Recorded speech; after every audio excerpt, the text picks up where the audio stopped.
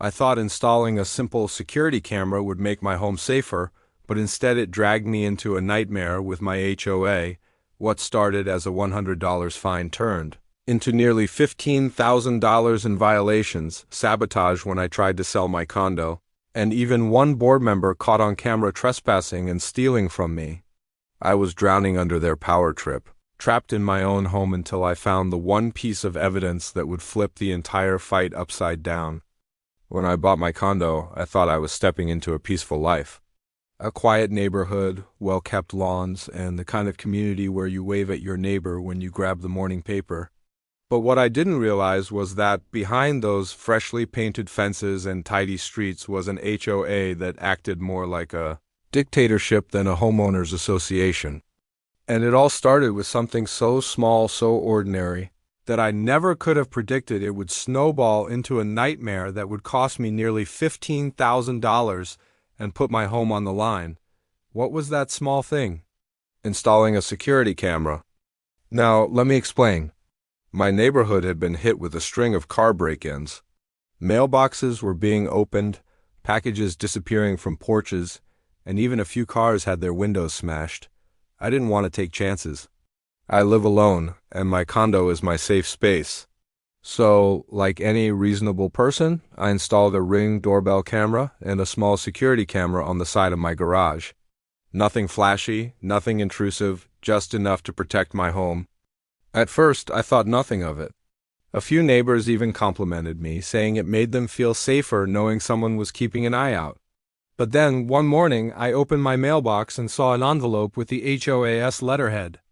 I tore it open, and my stomach dropped.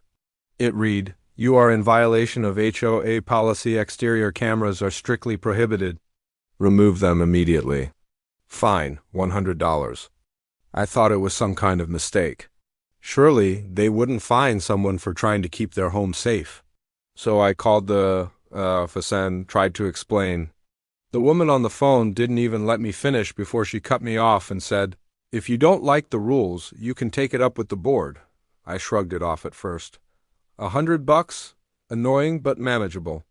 I figured once I explained myself at the next board meeting, they'd see reason.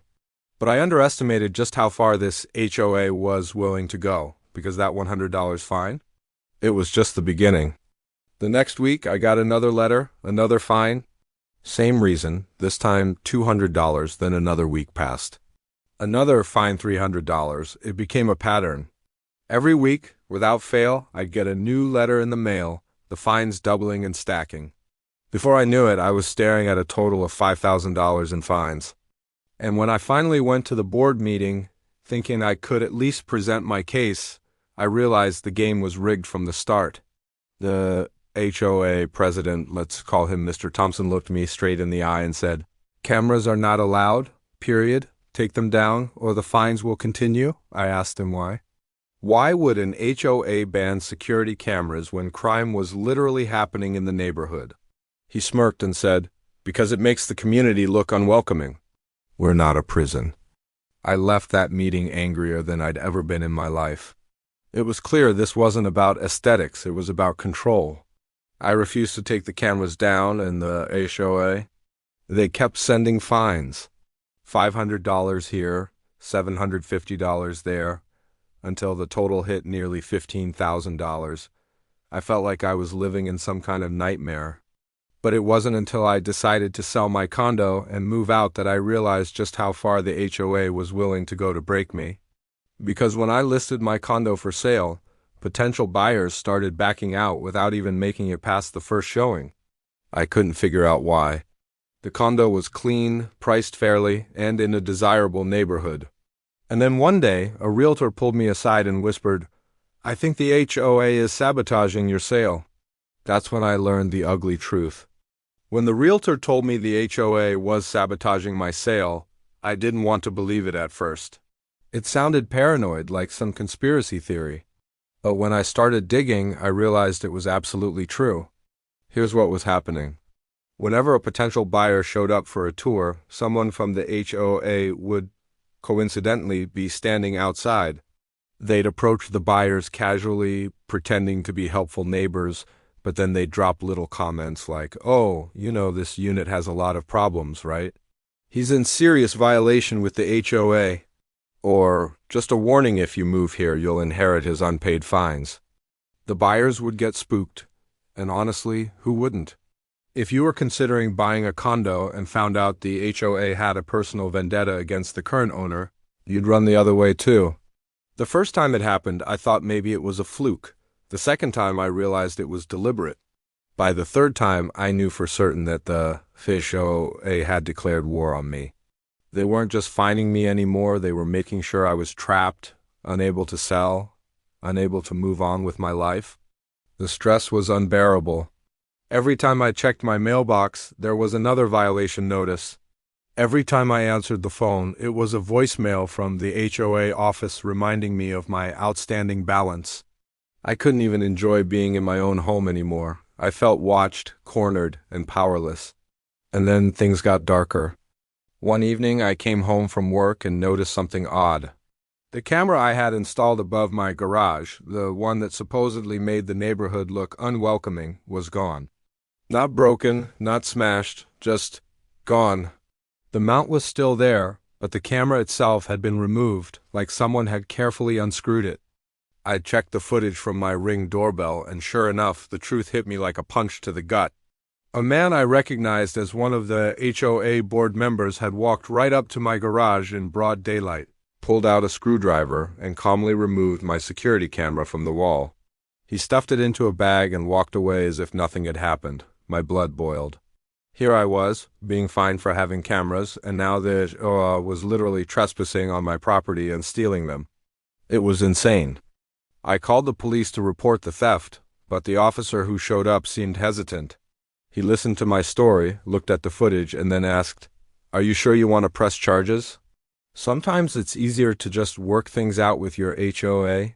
I almost laughed in his face. Work things out. They'd been fining me into the ground, sabotaging my sale, and now stealing from me. There was no working things out?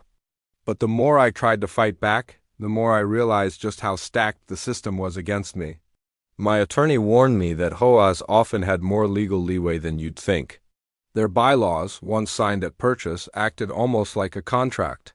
And the board knew exactly how to weaponize that contract against homeowners who resisted. Meanwhile, the fines kept growing. What started as $100 for a single camera had ballooned into $15,000 of outstanding violations, and now the HOA had placed a lien against my condo. That meant I couldn't sell it until the debt was cleared. And if I refused to pay, they could even start foreclosure proceedings. It felt like being trapped in a cage with no way out. My condo, my safe haven, had become my prison. I remember one night sitting at my kitchen table, surrounded by stacks of violation letters, feeling completely defeated. How was this even legal? How could a group of neighbors have the power to essentially steal my property out from under me? But as hopeless as I felt, there was still a fire burning in me. Because deep down, I knew the HOA had gone too far. They had overstepped. And if I could just find the right leverage, I could turn the tables. That night, as I rewatched the footage of the board member stealing my camera, something clicked in my mind. They thought they were untouchable. They thought they could bully me into submission. But what they didn't realize was that this footage wasn't just proof of theft, it was proof of abuse of power. And I was going to use it. When I sat there, replaying the footage of the HOA board member stealing my camera, something inside me shifted. Up until that moment, I'd been reacting, trying to defend myself, trying to keep my head above water while the HOA kept tightening the screws. But now I realized I had something they couldn't brush off, hard evidence. Not of a violation, not of an unpaid fine, but of a crime. The next morning, I took the footage straight to the police station. I didn't bother calling it, and I wanted them to look me in the eye when they watched the video. At first, the desk officer gave me the same tired line about working it out with the HOA. But when I pulled out my laptop and played the video, his tone changed instantly. There it was, crystal clear, a board member in broad daylight, trespassing on my property and unscrewing my camera like it was his personal project. The officer leaned back in his chair and said, "Yeah, that's theft and trespassing." We'll open a case file right away. For the first time in months, I felt a spark of hope, but I didn't stop there. I also handed the footage over to my lawyer, who had been keeping a close eye on the growing mountain of fines and the lien the HOA had placed on my condo. He smiled when he saw the video and said, "This changes everything." You see, HOAs love to hide behind their bylaws and contracts. They thrive on technicalities and loopholes. But when you catch them breaking the actual law, trespassing, theft, harassment, they lose that shield. Suddenly, they're not the enforcers anymore. They're the criminals. My lawyer filed a formal complaint with the state's housing authority, attaching the video as evidence. He also contacted the local news station, who jumped at the chance to run a story about a corrupt HOA abusing their power. The fallout was immediate. The news segment aired on a Friday evening. By Saturday morning, my phone was blowing up with messages from neighbors. People I barely knew were reaching out to tell me they'd had similar experiences, fines for ridiculous reasons, threats of liens, harassment at board meetings. Some had stayed quiet out of fear. Others had simply paid the fines because they thought they had no choice. But now, with the video out in public, everyone was ready to talk. A class action lawsuit started to form almost overnight. My case, with the stolen camera, became the centerpiece. It wasn't just about fines anymore. It was about abuse of power, harassment, and outright criminal activity by people who were supposed to represent the community. When the first court hearing came, I'll never forget the look on the HOA president's face. Mr. Thompson sat at the table, stiff and smug like he had at every board meeting, but when the judge played the footage in the courtroom, his expression cracked. He shifted in his seat, his jaw clenched, and for once, he didn't have a snide comment ready. The judge ruled in our favor. The lien on my condo was immediately removed. Every single fine I'd been issued was declared invalid, and the kicker? The HOA was ordered to refund not only my money, but also reimburse dozens of neighbors for years of illegal fines they had been forced to pay. The total restitution topped $200,000. As for the board member caught on video, he faced criminal charges for theft and trespassing. And Mr. Thompson? He was forced to step down as HOA president in disgrace. The neighborhood changed almost overnight. With the corrupt board gone, new members were elected people who actually cared about the community instead of using it as a personal power trip. And me? I finally sold my condo, this time without interference. The buyers even told me they felt safer knowing I had fought back and helped clean house.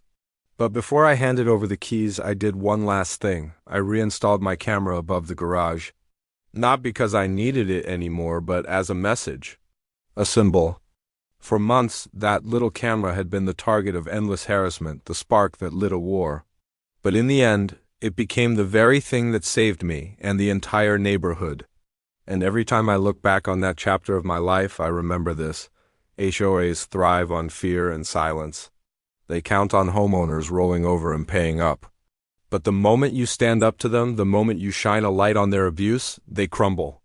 Because at the end of the day, no matter how powerful they seem, no HOA is above the law.